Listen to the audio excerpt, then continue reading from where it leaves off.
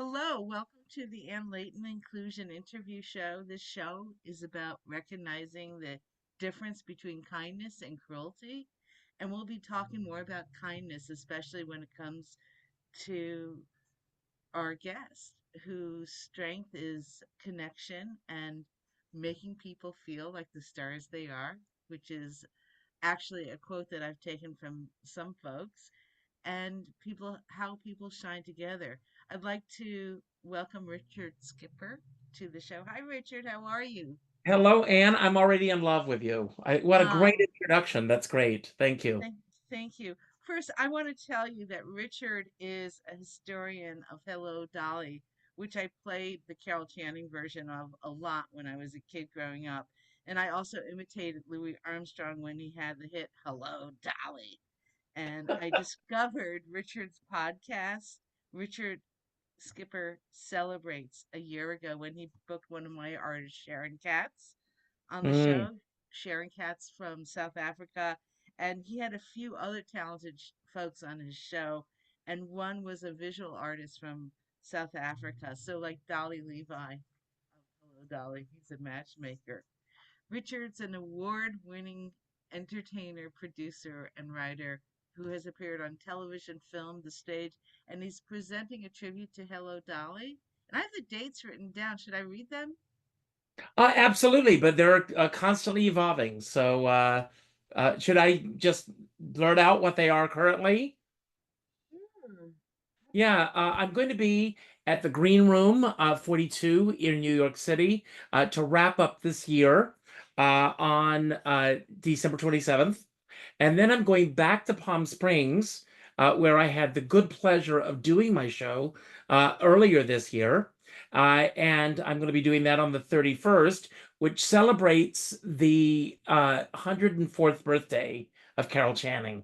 But to back up for a moment, on January 16th, I'm going to be at Valley Cottage Library in Valley Cottage, New York, where it all began. I did my show 1 year ago to the day on January 16th, and they've asked me back. Oh, that's wonderful. That is excellent. And I'm going to just spotlight right behind me the one at the Green Room, December 27th, which is between Christmas and New Year's. The city is going to be a lot calmer than it is this month. And Well, I don't think you it's find that there's this weird, at least for me, uh, I'm a very active person in this business, and of course, I want to continue being active, and it's almost as if the world shuts down. That week between Christmas and New Year's Day, no one's doing anything. Business people are on vacation, as they should be, and enjoying life. And I thought, why not do a show in the middle of that week? It's actually towards the end of that week on Friday night after Christmas, when people are thinking Christmas is over, New Year's is in a couple of days. What do we do with our time? And this right. would be the perfect example and the thing to do. It's totally the thing to do. Plus, it's meditative that week, and it's really a chance to cheer friends on Yes, for yes. sure. So, I want to start this interview and find out what your creativity is and what you think creativity is. That's a great question. Well, to me, uh, and I'm going to sound very woo-woo right for a Good. moment and Pollyanna-ish and everything, but to me, creativity is meditation. Creativity is prayer in action. And I believe that the thought process of creating something from the point of the seed happening here, sometimes it happens here in the heart, and then transferring that into a physical, actual thing. I love the entire creative process. So for me, creativity is about taking this alchemy of these elements, the elements of those that have come before me. Uh, Cal Channing, Jerry Herman, Thornton Wilder, Michael Stewart, all of those people who were part of the creative process, David Merrick, to make it happen in the first place. And then taking that energy that is all there, and then presenting that in front of an audience. But what happens is every single time you do it, it's a completely different experience because the audience is different. And so, what I do, very interesting meditation that I do before I go on stage, is I stop and try to imagine or I try to think about what brought my audience to this moment at this time. What was their day like? What was the traffic like getting to this point? How did they get to, uh, did they have good luck in parking? Were they able to have a nice dinner before coming to see the show? Are they hungry? Are they, do they want to be fed now? All of those elements come into what I'm thinking about in those moments before I walk out on stage. Are you disciplined when you prepare, or do you kind of meander here and there? And are both extremes helpful to I'm you? very disciplined. When you are doing a show, especially when, in some venues, you may or may not have a dressing room. And if you may or may not have a dressing room, you're sharing a space with the other creative team, the musicians. I normally have a guest star, my guest star maybe, and everybody has a different way of how they want to prepare.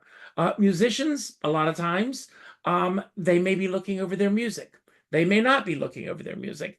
I try to find that moment that I can just go in, and if I'm in a room by myself, believe it or not, I turn off the lights and I sit in total darkness. And I Very just sit there and with my eyes closed. And when they give me my 15-minute call, I start the process of getting dressed to go out and get ready for the show. And so it's a real calming, quiet, meditative time for me mhm. before a performance. Sure, sure. And then in creating in the alchemy part in the beginning, what are the things that you do that help you guarantee or get close to guaranteeing that you'll always bring it to the show? I run my lines, my songs, everything on a daily basis. When I go for a walk, I'm running lyrics in my head. I have a routine most nights, depending on the weather. I go and I sit in my hot tub, and I go by myself, and I sit in the hot tub, and I just close my eyes, and I start running the show from start to finish. And when the timer goes off, wherever I am, that's where I am. And so I have this thing of running it over and over and over again. One of the things that I absolutely love in this business, I think above everything else, is the creative process, the collaboration. There's nothing like collaboration. When you've got the right people and they're all on the same page and they all have a certain goal that they want to get to with where we want to go with this, it's magic. Liza Minnelli once said, as much as I love to perform, it's what happens in the rehearsal studio where the real magic takes place. I mean, when you walk out on stage, for the most part, you never know how an audience is going to react to you. You never know what's going to work, what's not going to work. The sound, I was watching the Macy's Thanksgiving Day Parade yesterday, Right. and it was pouring rain here in New York. And there was one moment where they went to introduce the singers, and there was no sound, none. And so they went to a commercial break, they came back. Those moments happen. And sometimes, you've just got to deal with it in that moment of when it happens. I have a lot of video in my show. So and I pray to the gods, the higher beings, that everything's going to fall into place. But you never know what's going to go wrong. No, you don't. I want to talk to you about connection with the working with other people, things like that. And I'm wagering because when you're putting together the show, you're kind and helpful with other folks. Do you think you were always a kind person, or were there incidents where you had to learn lessons? Well, that's a two-part question, actually. Yes, I believe, I know, not that I believe, I know. I've always been a kind person. I, to me, getting cast in a show, getting booked in a venue, getting to work with other artists, Hmm. it's a gift. It's a blessing. And so I always appreciate those elements coming together to make sure that I'm going to give the best possible thing that I could possibly have. Yes, there are lessons. I'll give you an example. I did a show years ago called Carol Channing Plus Two, and I worked with two other amazing artists, Parker Scott and Miles Phillips, if they happen to be watching this show. And years later, I ended up doing a show off Broadway. And I reached out to one of the men that I just mentioned, and I said, I would like you to be my director. There was a medley that we did in that show, and it was an 18-minute medley of Julie Stein's music. And he Hmm. said, I want the medley in the show. And I said, the medley doesn't fit in with this new show. And I mean, it was creating such agita inside of me Hmm. because I wanted to give him what he obviously wanted, but and I didn't want to, upset the apple cart, so to speak.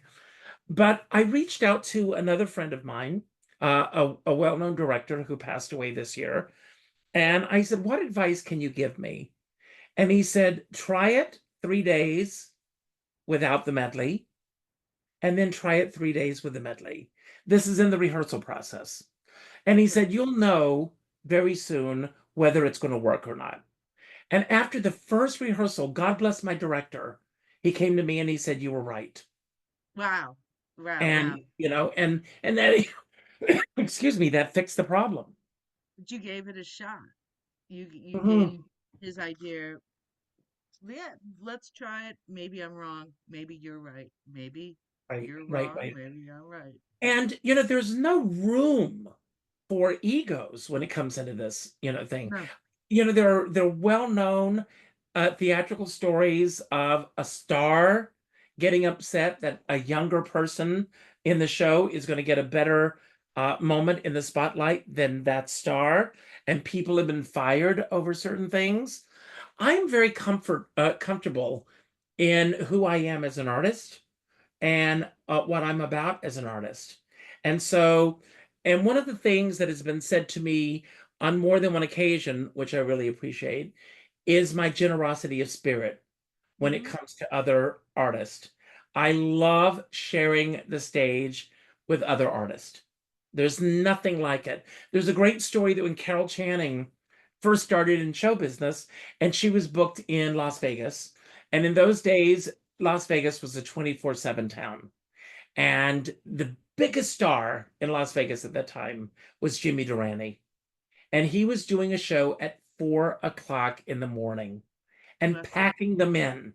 And nobody wanted to follow him. And Carol said, I'll follow him.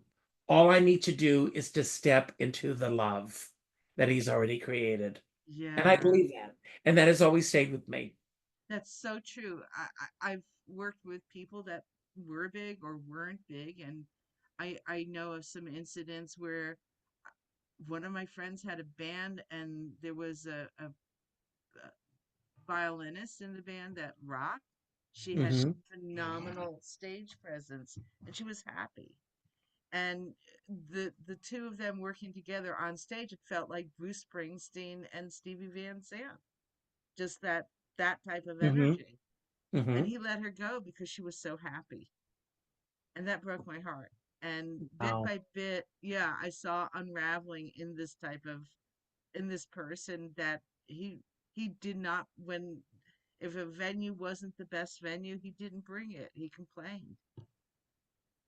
So I get it that there are reasons why people don't want to work with that type of person. I totally Hmm. understand. Hmm. Hmm. Speaking of the theater and working with people, so I watch a show nowadays. I'm watching the show Riverdale, and the show is kind of a cross between Glee and Noir, where there's Oh, oh. murders. Yeah, there's evil spirits in the town. There's a Dungeons and Dragon type of situation come to life. And some episodes, a couple of episodes, they're producing Broadway shows a la them. And this show, they were doing Heathers, where the redhead was the Heather, and then there's the blonde, that's one Heather, and the brunette is another Heather. They're all Heathers, and it's a psychodrama theatrical play, I guess. And I think that episode, the characters were going through their issues and relating songs from Heather's to their life. And I think sometimes in my life, I feel like there actually are I'm dancing. I feel like seeing that from Hello Dolly. What about you with what you're going through now? Like I'm doing now that I'm dancing, who cares if I ever stop? Because it's about being in the flow. What about what you're going through? What song from Dolly relates to something that you might be going through these days? Before the parade passes by. I can Oh, say that without even hesitation. Um, I'm, years ago, uh, I had for those who don't know, I spent 20 years of my life performing as Carol Channing, and I performed all over the world. You didn't know that? no, I didn't, but it makes but Yes, as your timbers are uh, similar. hold on one second here. Look at this. Oh, there you go. That's the first night that I performed for Carol. So I performed for 20 years as Carol, and I headlined in Atlantic City and Vegas, and and traveled everywhere. And it was, and we're going back, a good, I'm thinking 12, 13 years ago. And when I got booked, I was the venues that booked me. Um, I would come in on as part of their subscription series. So I was paid well. I came in. I was my transportation was paid for. My accommodations were paid for. And then years ago, and I cannot go into it on air, but I signed a bad contract with someone, and Hmm. I spent 7 years of my life in litigation fighting for the Oh, rights to my show. So by the time that it all ended, um, and Carol, by the way, was right there in my corner. She was fighting for me. She believed in me. As you can see, she's all around me. But so by the time we'd gotten through the litigation, and we actually, believe it or not, um, now that I'm talking to you, I think today is the anniversary of my wow. settling that case. Congrats. Happy, Wow. happy anniversary. 11 years ago. I can now that I'm talking to you, I can't believe this. But anyway, I by the time that finished, I no longer wanted to perform that show. I wanted to move on to other things.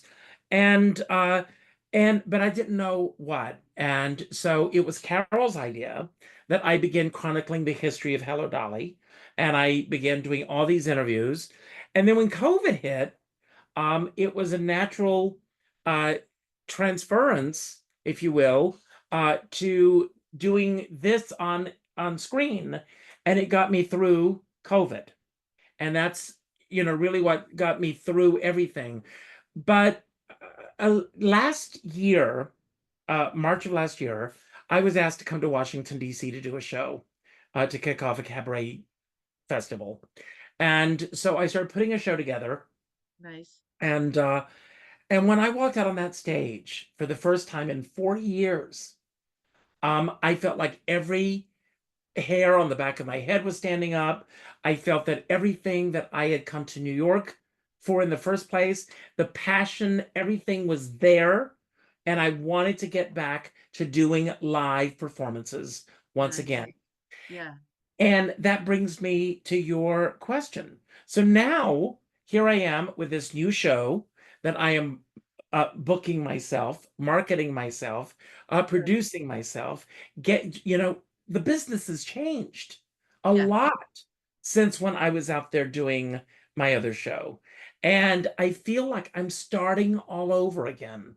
And so every single day is like, it's getting out there, and and that parade is passing by, and I'm not getting any younger. And so it's a matter of getting out there and doing what I need to do, pulling up my bootstraps and saying, what can I do today to move myself forward?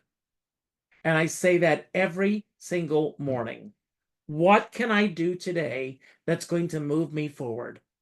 And so that, obviously, before the parade passes by, and the whole message of what that show is about is stepping outside of your comfort zone, taking chances, getting out there and saying, yes, I can do this. And that's what keeps me going. Yeah, and there are detractors and there are inspirers along your journey. And it's Mhm. making sure that you're going to connect with people that will lift you up and join your parade. Well, let me tell you something. Life begins with the word yes. That's a When great you thing. say yes, yes, I will do this. Yes, I will show up. Yes, I will do what I need to do. Yes, yes, yes, yes, it happens. If you Yes. know anything about improvisation, when you're doing improv, when ideas are bouncing off of people, the kiss of death is the word no. Because Oh, once the that. word no comes into the equation, everything stops.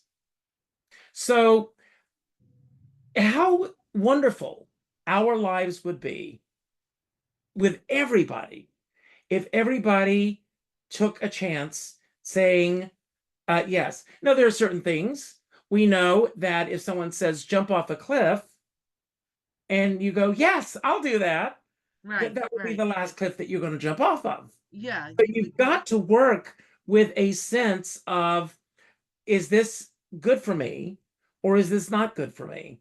Yeah. But if you operate, oh, go ahead, I'm sorry. Yeah, powers of discernment are important. You're right. Exactly. So if you go from this point of, yes, I'm going to take that chance. Yes, I'm going to get out there and do that. Uh, that will be, I left home when I was 18 years old, when everybody around me was saying, you can't do that. You won't do that. You'll be back in 3 weeks, all of that. But I knew what was important for me. And that's the way I live my life. That's perfect. That's totally perfect. I've got a little bit in common with Carol Channing, except I didn't stick with the religion. When I was growing up, my mom was a Christian Scientist, and until I was 12 years old, would go to the church. And both she and I found out Ginger Rogers is Yes. also Dolly. Both were raised in the religion. Did Well, she? do you know that Carol Channing's father, George Channing, was next in line after Mary Baker Eddy? Oh, wow. Yes. Wow. Well, that was like that would have been the 1800s or so. Sure. Sure. Carol was born in 1921. Hmm. So, growing up as a young girl, her father was a newspaperman, and he also was an editor for the Christian Science Monitor. And they used to go around distributing the Christian Science Monitors. Carol tells this great story. Excuse me, I'm fighting allergies.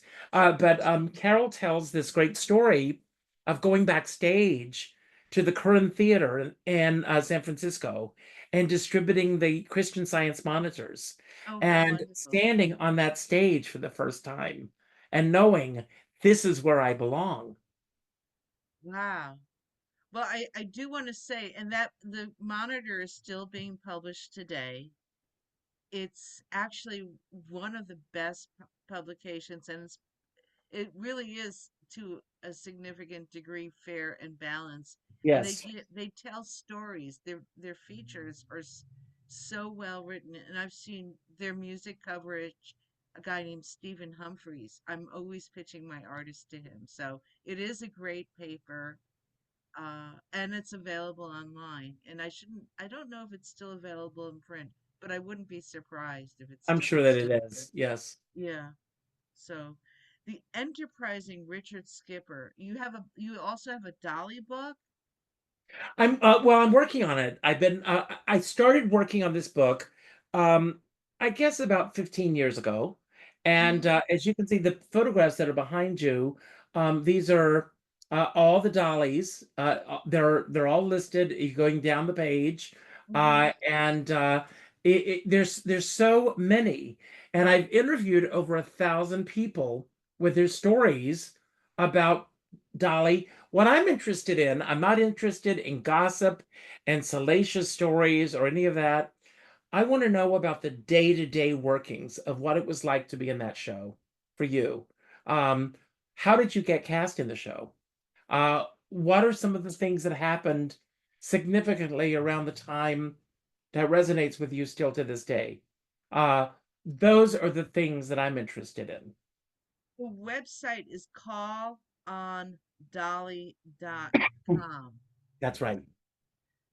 I I have to say I was most amazed to see the Waltons' Judy Norton as As a Dolly. matter of fact, Judy actually filmed a little clip for me for uh, my show. Um, Mhm. I, I will see if I can find it for you because she said she's done Dolly I think 3 times. Wow. Wow, that's and I have because of the Waltons, because of her, Judy Norton was was the older daughter Yes. on the show with the brown hair. I have stereotypes about what she was about, and I think that causes limitations on recognizing her potential as a performer or anyone's potential. Well, that's one of the biggest pitfalls of being in this business. I mean, even though it's been again, I think 11 years since I last appeared on stage as Carol Channing. Right. There are people to this day who still think that's all I can do. You're working on a book. You've done theater, but you've done television. You've done I went to your IMDb profile, Mhm. which you probably have more things to add to it, I I think, do. I than do. Judge Should. I need to get up to date on that. You will, you will over the holidays, I know. But you're dancing on a lot of fronts. Hmm. You're in the parade on a couple of great fronts, and Hmm. you've got a career, and you empower people. What advice do you have for someone that wants to do different things, including cross promotional things, such as what you've been doing as a Dolly historian? Well, like anything else, if you're around long enough, you're going to end up finding all these other things that you're capable of doing as well. My main thing is that I want to entertain Mm-hmm. above everything else. If I was at a level in my career, and I'm not, but if I was at a level in my career where I was working consistently, then I would be perfectly happy with that. And all the other things could go on the sidelines. When I started working on my live show, for example, last year, I stopped doing my podcast. As you know, I did a podcast, I did all these interviews. It was So, but I amazing. wanted to focus specifically on my stage work. All these other things that I do are all a result of that one passion that I have.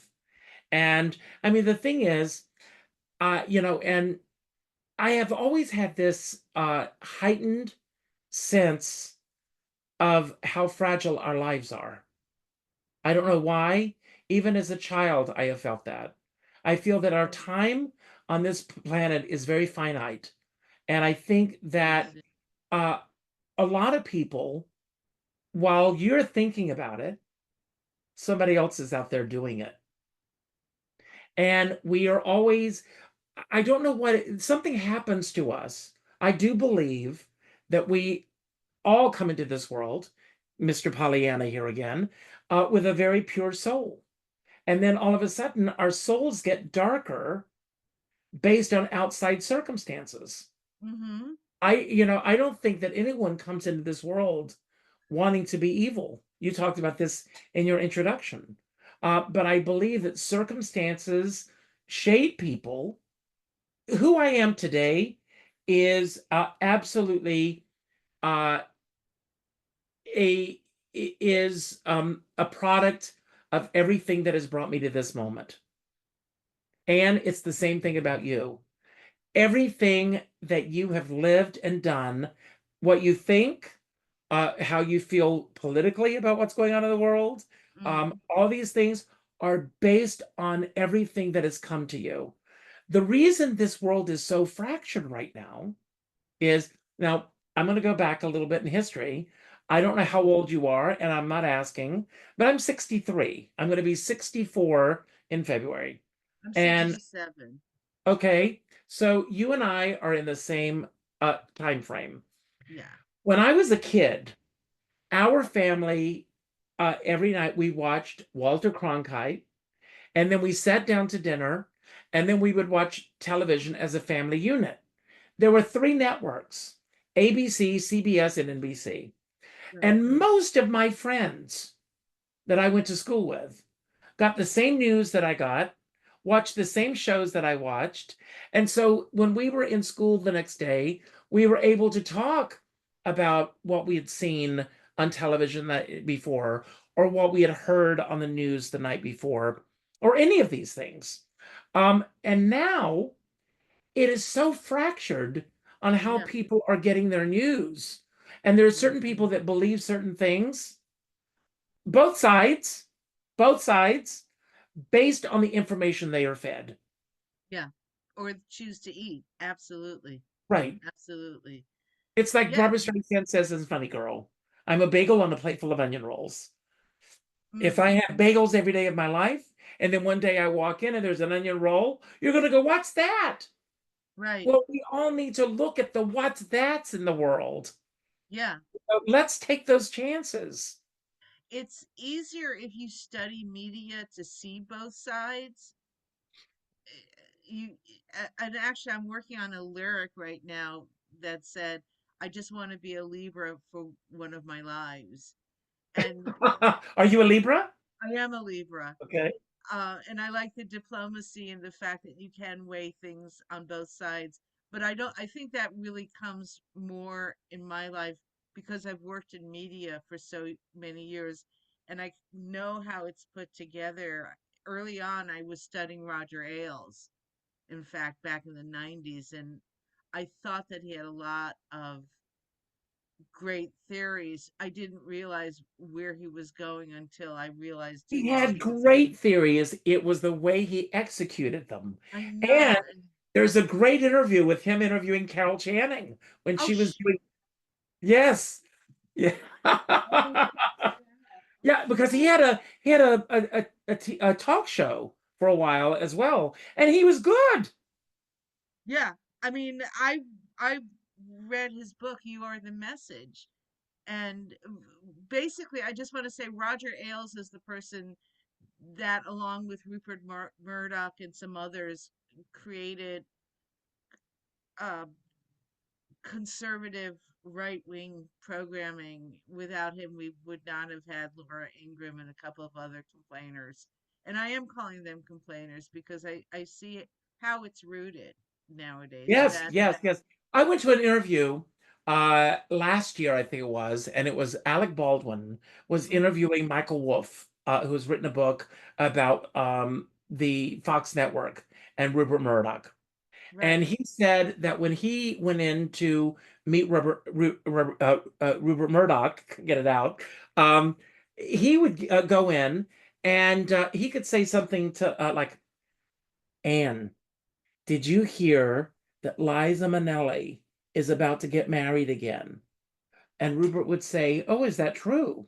And he'd say, yes, it's true. Well, the next day, it was in the newspaper without without confirming. without confirming, without checking his sources, anything. As long as he heard it, that was Right. enough for him to put it in print. Yeah. And with me, I mean, even with my Dolly site, if someone said that they were working in the Proctor Theater in Schenectady on such and such a date, I go to check the records to make sure that they were indeed booked on such and such a date. Right. Because, with all the work that I do, once in a while somebody will write to me and they'll say, that's wrong information.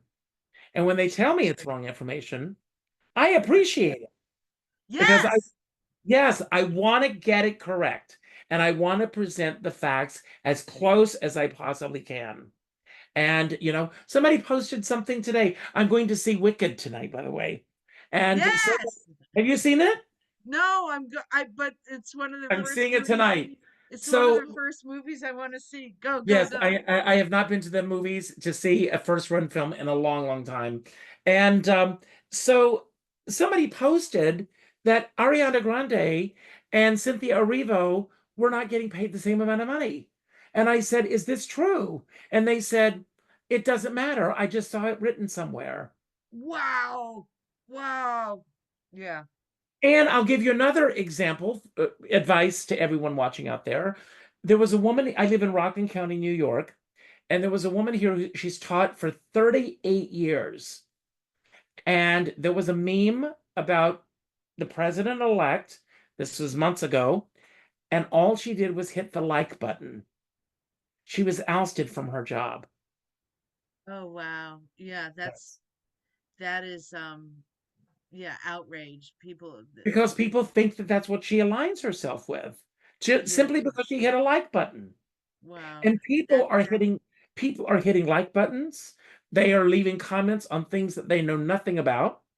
Rule of thumb in social media, everyone, you don't need to respond to everything. No, you don't. And you And don't share everything until you check it out. and people are sharing things that they don't have the facts about. Yeah. Yeah. Yeah. Well, I don't like the fact that she was canceled because she liked something that her administration didn't like. But I also I don't know if this meme was based on something historical or logical, but part of this conversation is you could be a journalist. The fact that you are checking things out and verifying facts, that's really important. Mhm. So I appreciate that. And that's a good rule. It's like I want to get to the source of the rumor. And I appreciate that.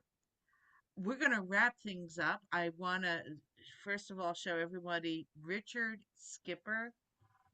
That's me. Who's the drawing? richardskipper.com. We need to get that at Sardi's or someplace. Ah, I would love that. The guy who did this is a wonderful artist by the name of Scott Clark. He's just Hmm. wonderful. He did that for me, and I love it. It's fun. Cool, cool. But the Green Room, 42, and I've been there a few times for a couple of shows. My friend Steve Wishnoff did a show there. Oh my Do God. you know him? Of course I know Steve Wishnoff. I, Oh my I God. I knew Steve when he was working in New York City. Now he's very successful out on the West Coast. Yeah. I love, love, love, love, love that man. I saw him on TV years ago and I didn't know it was for him because we go back to Fredonia. But I saw him Wow. he did a Richard Simmons shtick. And I was like, this guy is hysterical, blah blah blah. And then when Richard passed, I was like, he posted it, and I'm like, oh my God, that's you. I had no friggin' Wow. idea. I love him. Say hello for me, I please. will. I will. And then Suzanne Firing, who is a singer-songwriter that I work with, she had a way off Broadway play there called Bourbon and Broadway, and Okay. it had colonial American history in it. So those were the two shows I went to, and I just totally enjoyed that room. And if the weather is good that day, I'll be down there Oh, for I'd it. love that. I would love Yeah. to wear red. I tell everyone to wear red. Uh, Yes. yes. Dolly Levi coming back to the Harmonia Gardens, but I do it actually. Strawberries, I saw that earlier. But I do it for David Merrick because David Yeah. Merrick, everything about him is red. That's why the background is red. Uh, David Merrick, red. What's your favorite color? Red. Okay. Red. I like red, pink, purple, and all the other colors. I'm one Me of those kind too. of I am a color guy. I love colors. I love colors. December 27th. And who's in the cast? Don Clea Harder? Blackhurst. And Oh, do you Dan know anything Harder. about Clea? No, I don't. Clea Black first? Clea Blackhurst is probably the foremost interpreter of Ethel Merman's music of anyone that's out there. But my real reason for asking her to do the show is that she played Dolly Levi at the Goodspeed Opera House several years ago. I went to see her. She's one of my favorite people on the planet. She's one of my favorite artists, entertainers, everything. If you come that night, and I'm even going to provide champagne for everybody because it's my last show of the year, and I want to wrap up this year with a toast and a celebration of the new year. Oh, how wonderful. Wonderful. Thank you so much for doing this. I'm Thank so you for glad. asking me. It's you're most welcome. I'm so glad I asked you. Thank you. I just think you do amazing work and you do Thank you. treat people like they're diamonds, art which is both a guy's and a girl's best True. friend. It's true. Every single person. Let me tell you something that we all have in common. We all want to be acknowledged, and that's all that anybody wants. I tear up when I think about this. That's so Every true. single person on this planet wants to be acknowledged. It takes a second to say hello, how are you, open a door for somebody, thank you. It takes very little time. Absolutely. And it helps them become better people. That's So right. you're lifting up the world with what That's you're right. doing. Thank you so much. Thank And you. And all thank you for right. all that you do. Oh, it's a pleasure. Thank Thank you. you.